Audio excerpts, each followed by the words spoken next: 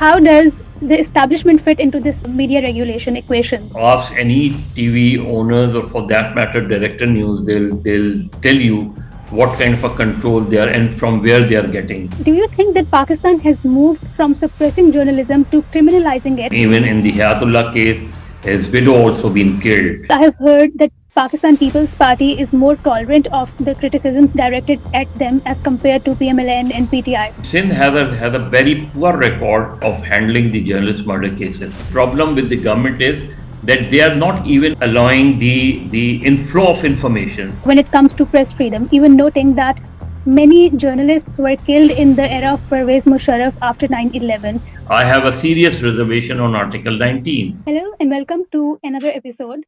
Today we are going to discuss the past and present of media regulation and press freedom in Pakistan.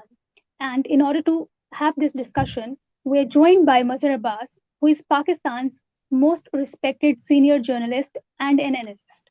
He has been a strong voice on issues of press freedom, democracy, and freedom of speech. Assalamu alaikum, sir. Ji, walaikum assalam. Thank you so much, sir, for joining. Sir, the other day I was reading your article in the Jung newspaper in which you write that sometimes the journalist who is reporting the story becomes the story. We have seen cases like Hayatullah Khan in Fata, Saleem Shehzad, and more recently Arshad Sharif. My question is that do you think that Pakistan has moved from suppressing journalism to criminalizing it? And in such an environment, can investigative journalism realistically survive? Very important question, and my answer is not only it's suppressing the media. I mean, in the last few decades, I can say, in fact, from the very beginning, the kind of laws we have, it's merely whether it's in the name of the regulations or laws otherwise. There are dozens of laws under which Pakistani media can be controlled, can be harassed, can be suppressed. But what happened in the last, in the last few years since the induction of PECA law, which is basically, introduced in the parliament in 2016, we have witnessed that the media, not merely the media houses, but the journalists also, and in fact, different segments of media had been targeted. So investigative journalism, which even otherwise, since the closures of news magazines like Herald and Newsline, we hardly see the investigative journalism. But even then, with the introduction of electronic media since 2002, there are journalists who have been investigating stories, but they have been targeted, they have been harassed. There have been incidents in which they have been picked up and at times detained for days and weeks. And there had been incidents, as you had mentioned, about Hayatullah Khan or Saleem Shehzad's case. They had been killed also. So investigative journalism today is very difficult. Although there are still journalists who are doing their work, trying to investigate things, but they themselves became the news. An unfortunate part is that the journalists who have been working on any stories, after they've been killed, that stories also got killed, because no other journalists picked up those stories, and even the media houses for which they have been working, even the journalists' murder cases are not being investigated properly, neither by the investigative agencies nor even by the journalists themselves. To investigate why Hayatullah was killed, why Saleem Shehzad was killed, why Arshad Sharif was killed. So the story also die, and the journalists also die. True. Sir, this is a very dark state of affairs. I want to ask you that journalists face threats from both the state institutions and non-state actors.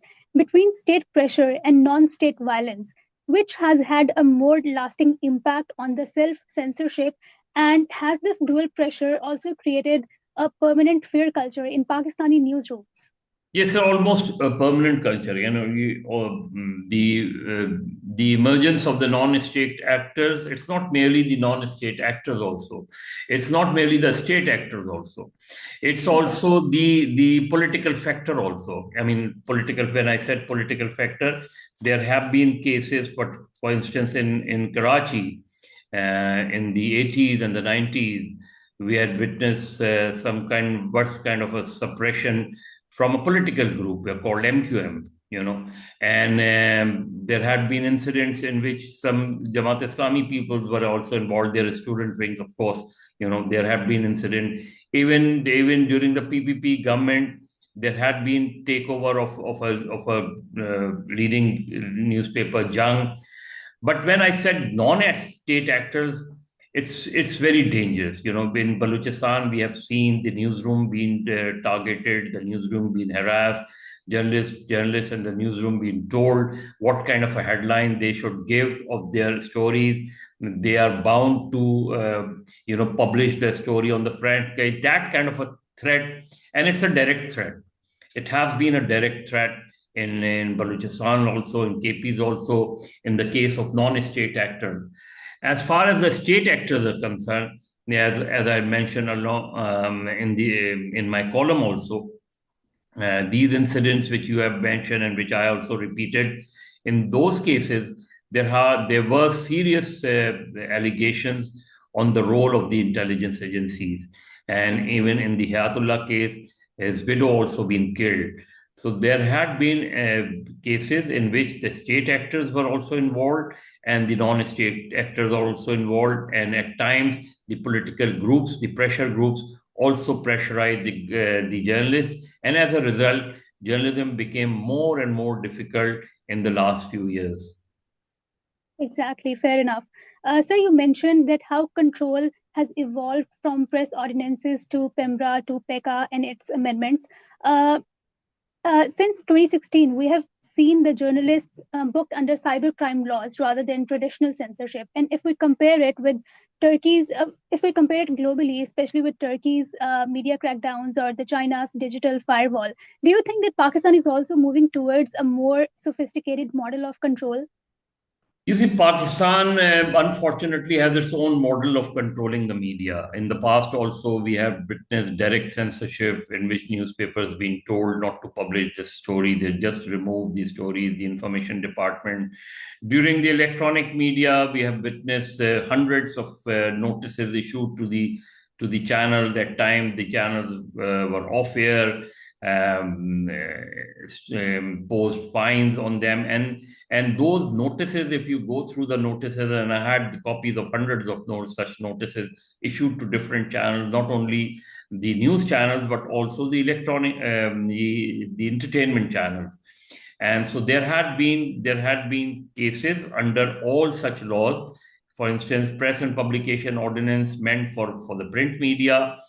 Uh, Pakistan Electronic Media Regulatory Authority meant for the electronic media, and after 2016 till this day, we had witnessed number of cases being registered under the PECA law. Now, recently, only I think few days back, in fact, on Thursday, I mean on April 2nd, the Pakistan Federal Union of Journalists is organizing countrywide conventions against the PECA law. And in Karachi Press Club, at the Karachi Press Club, we recently held a convention on April 2nd, in which a resolution, I'll just go through some of the lines which may help Sure. you in this podcast. The resolution said the Convention on Freedom of the Press and Expression formally reject the PECA 2025 amendment, characterizing them as a draconian black law, specifically engineered to facilitate the arm twisting of journalists and the total suppression of Pakistan's media landscape. In the end, it said, in conclusion, we declared that journalism is not a crime and that the state cannot suppress the truth by silencing or locking up those who speak it. The current climate of intimidation is fundamentally unsustainable and deeply detrimental to the country's democratic fabric.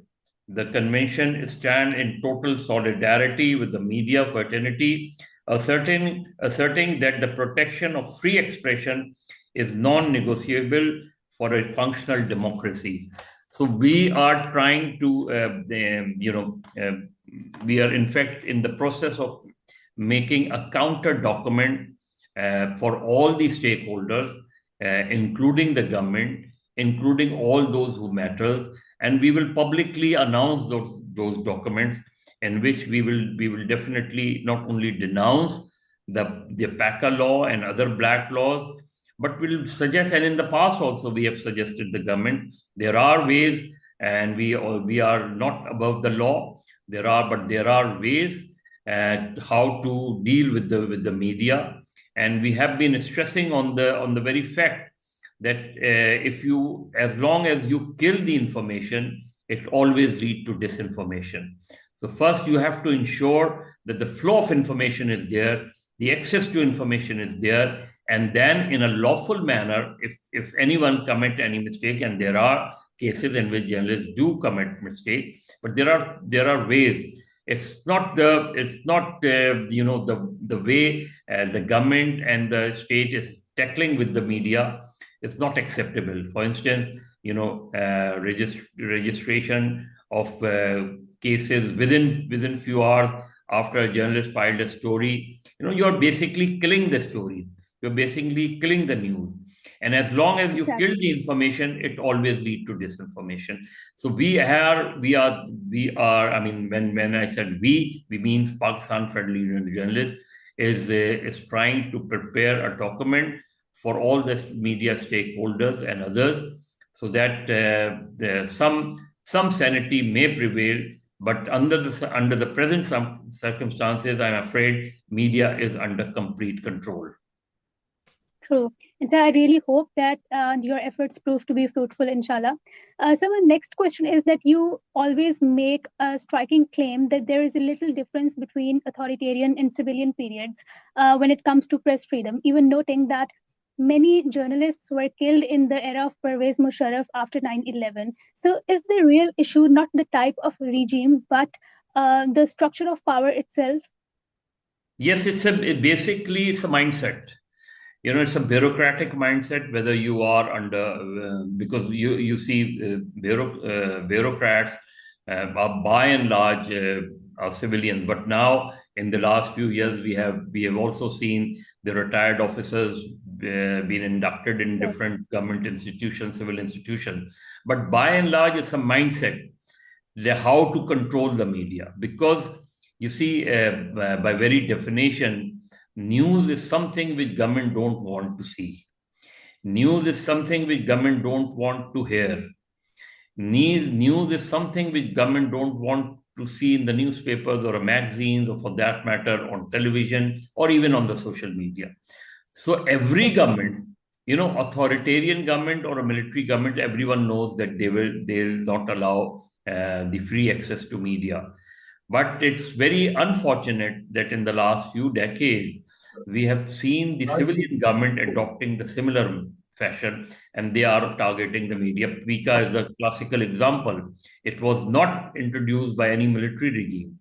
It was introduced by a civilian government, by the parliament. Unfortunately, most of the parliamentarians hardly had read the PECA law when it was first introduced in the parliament. Yes, right. Very true. Sir, my next question is that some writers and critics in Karachi claim that they feel relatively free and more respected locally, but they face subtle censorship resistance or marginalization in other provinces. For example, I have heard that Pakistan People's Party is more tolerant of the criticisms directed at them as compared to PMLN and PTI. In your experience, is there any truth to this? And if yes, what does it say about the regional political cultures and the mindsets of the political parties? You see, again, it's a mix-up. For instance, yes, Pakistan People's Party, since for the first time although it is under the PTI government in 2021, when Shiri Mazari introduced Journalist Protection Bill in the National Assembly. but for one reason or the other, that action was never implemented. The only recently the Journalist Protection Commission has been formed at the center. As compared to the federal government or to any other government, Sindh took the initiative, and Sindh was the first province which not only passed the journalist protection law, but also constituted a Journalist Protection Commission, initially headed by late Justice Rashid Rizvi. And now there is an ex-retired bureaucrat who is heading the commission. But the commission has been formed. Commission has its own secretariat also. But what we are now asking the government, and they have agreed that the power of the commission should be enhanced, because at the moment the Sindh Journalist Commission can issue notices or summon any officer, but they can't take action against them. So it's very important that all those, if any police officer or investigative officer is not investigating or taking the journalist murder seriously, then the commission should have the power to suspend that officer.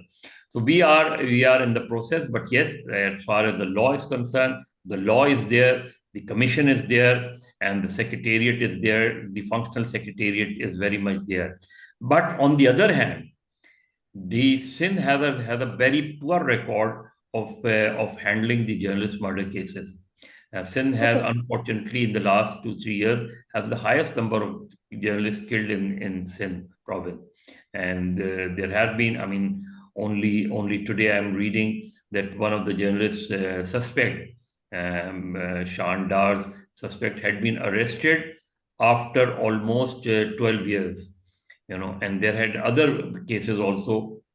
For instance, in the Wali Khan Babar's case, suspects had been freed. In Daniel Pearl case, the suspects had been acquitted. And now one can say that the acquittal come from the court, yes. But then the question is, if they have not killed him, who has killed them? So the government has to, whether it's Sindh government or even the other government, have to take the responsibility if a journalist had been killed in the line of duty or even otherwise. So as far as the number of journalists had been killed, Sindh don't have a good record, and Sindh government need to be more efficient, more effective in tackling such cases. Okay. So if we talk about the digital media, do you think that digital media has made the journalism more free, or has it just replaced old system with new forms of surveillance by the state? For example, in the past, like in 1971, you also wrote that when governments tried to control the information, Pakistani government, people turned to the BBC, and which led to even more misinformation and confusion. But in today's world, do you think, is it still possible for governments to completely hide the truth in the longer run? And that is the most important part of your question. So you cannot hide the information, but if you suppress the information, it always lead to disinformation. That is what the government and the other stakeholders need to understand, that in today's world, in today's digital world, or for that matter, you can't ban or you can't impose any ban on air. When I said air, it means cyber law. It means digital media. If you through any law, if you try to suppress or to bring regulations or to take actions against all those who are one way or the other trying to because it is a fact that there had been number of fake news, there had been number of fake videos, even during the recent war, Iran-Israel war. We had witnessed a number of fake videos or AI generated videos. So all kind of a disinformation is there. But the question is, are you allowing the information? The problem with the government is that they are not even allowing the inflow of information. in the mainstream media. So if you kill the information in the mainstream media, it always leads to disinformation in the social media, because the social media is then free to say whatever, because you are not allowing the information on the mainstream media. That is the problem with the successive government. So the way forward, definitely with with digital media, the flow of information has increased tremendously. Millions of informations, every person, not merely journalists, but every person who is holding a mobile phone is getting information from one segment to another. But the question is, are these information authentic? So who will verify whether this information is based on facts or is fake? So that is why even the journalists who are active on the social media need to understand that, and those who are sitting in the mainstream media also, we have to differentiate between the disinformation, misinformation, and information. And our responsibility as a journalist is to ensure that we should not, we should not carried away. And it's very important that it is our responsibility, because journalism is, after all, a public service. We have to give the people the correct information based on facts, not because if we, unfortunately, negativity always sell. And because for the electronic media, rating is very important. For social media, subscription is very important. So in that race, at times the journalists, fall in that trap, and in order to earn dollars and money, whatever, in whatever form, they often became the victim, I can say, or being trapped in the flow of disinformation. And that is one of the serious question which all of us, which all those who believe in true professionalism, need to understand this problem. True. Sir, there are recent incidents in Pakistan, for example, the detention of Imaan Mazari, the abduction of Hamza Khan, and the fine that has been imposed on Naseem Shah. It tells us that the boundaries of acceptable speech are narrowing across the society and not just within the journalism. In this context, what do you think are the long-term repercussions of restricting freedom of speech in Pakistan, and how will we as a society and the state will pay the cost in the longer run? You see, we as a society, first we need to understand what is freedom of expression. Okay. Freedom of expression doesn't mean that I can speak anything or everything. I can use all kind of language which I feel. One need to, and it's a very famous quote also, that you should. मुझे वो बात नहीं करनी चाहिए जो बात मैं अपने घर में नहीं कर सकता. जो बात मैं अपने घर वालों से नहीं कर सकता, वो मैं पब्लिक से कैसे कर सकता हूँ? ये, we need to understand that. But as far as the as far as the case of Imaan Mazari is concerned, it's very, she has been targeted. I mean, one can disagree with her views, one can disagree with her, even for that matter, with her tweet. But that doesn't mean that she faced 7 years or 3 years or 4 years imprisonment. And the way she was picked up, the way she was arrested, it's most condemnable. There are ways to tackle with such a. You can't convict a person just mere on one tweet. So that is a very, very unfortunate part. And in the past also there had been incidents in which journalists had been targeted. So whether it's a case of a journalist or a human rights activist, or for that matter any member of the civil society, or even a common man, there are laws, there are ways and means to tackle things. They have not killed any people. They have not targeted any, physically targeted anyone. If you dislike the way of our expression, you can deal with the situation differently and more civilized manner. So whatever had happened with for Imaan Mazari is more, has serious concern among, and I believe that people across the board, across political lines, should condemn such incidents, should condemn such acts of the government, whether it's a handling, it's a registration of the case, or for that matter, anyone who is arrested in such a manner should be condemned by all.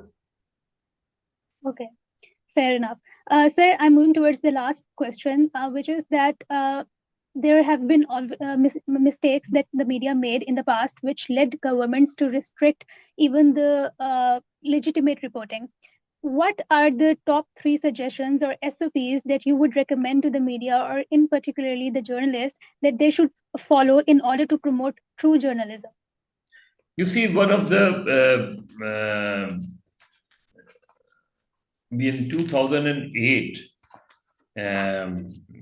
during an international media summit, I have a copy. It's a detailed report, but I'll just go through. We have proposed in Lahore summit draft for the proposed Pakistan Media Complaints Commission. Okay. In order to allow the freedom also, and in case government or anyone have any problem with the media, they can approach this commission. Unfortunately, successive government didn't, although I personally handed over this document to almost every second information minister, but perhaps one way or the other, none of the government accepted, or for that matter, they do agree with the content of but unfortunately, they never enforced it. So it just suggests that the Pakistan Media Complaint Commission is an independent body which functions as a neutral forum for the public to air concerns or lodge complaints against the news media, both print and electronic. Now we can include the digital also. The commission is also responsible for the self-regulation of the news media through the Code of Media Ethics, which define the duties and rights of journalists. This one para said it all. That is the way the governments should behave. That is the way the journalists should act. And it's the draft is it's compiled by a group of journalists and approved by a very large forum.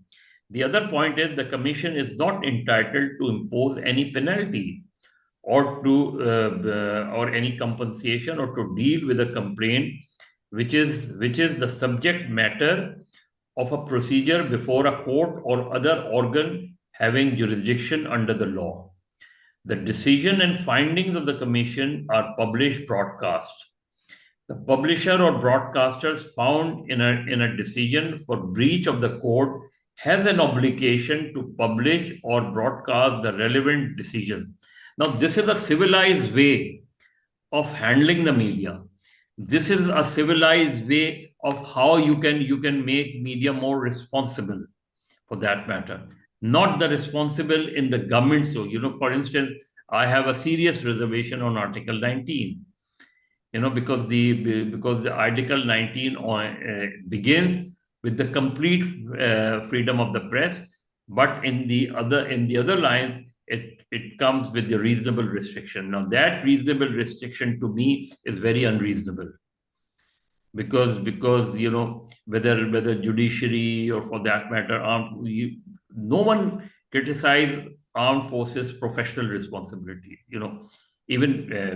But if they indulge in politics, so every journalist, every media person has a right to criticize them for their political role. So this commission can address, such a commission can address all these kind of problems. There are a number I can go on, but this commission basically, if even today also, if the government really want to address the issue of fake news, if the government really, because disinformation and fake news is not only against the government, it's by the government also. They also circulate disinformation. They also give misinformation. They hardly give information, because in Pakistan, by and large, our journalism is based on he said and she said, his statement or her statement. We hardly have, say, 20-30% space available for hardcore news, for real news. Most of the, because as I said earlier, news is something which government don't want to see in newspapers or in television. Other is advertisement. Okay. Okay. Thank you so much, sir, for having this meaningful discussion with us today. I really hope that the governments and the general public put an effort to learn from these discussions in order to make the society better for the betterment of the society in general. Yes, I hope so that the government, and we are definitely working on it. But unfortunately, I don't know how free the government is, and how much government really can do something to protect, not only to protect freedom of the press, to protect journalists, and to allow information, which I believe, if is allowed, can counter the disinformation. But if you kill that information, it will always lead to disinformation. Sir, just a small last question: that how does the establishment fit into this media regulation equation? You see, I mean, if you ask any TV owners, or for that matter, director news, they'll tell you what kind of a control they are, and from where they are getting, the advices, from where they are getting the telephone call, to air or not to air. Everyone knows in the past also, some of the political leaders, who otherwise are very popular leaders, are not, their statements are not being allowed. So it's not under any law that they are not allowing those statements. It's just a telephone call that you cannot give space to one leader, or for that matter to other leader, one party, or to the other party. That instructions are not coming from Secretary Information. That advices is not coming from the Ministry of Information. That advices are unfortunately coming from the other sectors. And that is the problem which persists today. Okay. Sir, I really hope and pray that we as a society collectively grow out of this sad state of affairs, be it in any area of, the public interest. Thank you.